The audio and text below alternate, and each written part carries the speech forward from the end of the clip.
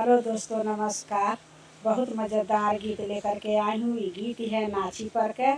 तो आप लोग को ज़रूर नाची पर के गीत अच्छा लगेगा। तो अभी तक आप लोग सब्सक्राइब नहीं करे हैं तो सब्सक्राइब कर लिया जा। कमेंट में बताओ जो आप लोग को नाच वाला गीत कैसे लगा। लाइक करी, शेयर करी, सब्सक्राइब भी करें और अपने दोस्तों के साथ शेयर करिए। झाड़ी के बिछावाली हो लाल पलंगरिया, झाड़ी के बिछावाली हो लाल पलंगरिया, मच्छरदानिया लगावाली मच्छरवा हरी गइल, मच्छरदानिया लगावाली मच्छरवा हरी गइल। झाड़ी हो देवना सैया तू ही मच्छरदानिया, झाड़ी हो देवना सैया तू ही मच्छरदानिया, झाड़ी हो देवना। देखेली सासु जरिया जाली, देखेली सासु जरिया जाली, सासु के सैयान अलग कई देब, सासु के सैयान अलग कई देब, सासु के सैयान। झाड़ी के बिछावाली लाल पलंगरिया, लाल पलंगरिया बिछावाली झाड़ी के, मच्छर ही दानिया लगौली मच्छरवा हरी गई, मच्छरदानिया लगावली मच्छरवा हरी गई।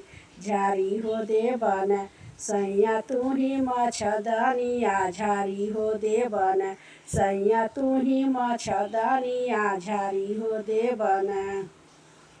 देखेली जेठानिया जरिया जाली, देखेली जेठानी जरिया जाली, जेठानी सैयान अलग कई देब, जेठानी के सैयान अलग कई देब, जेठानी के सैयान।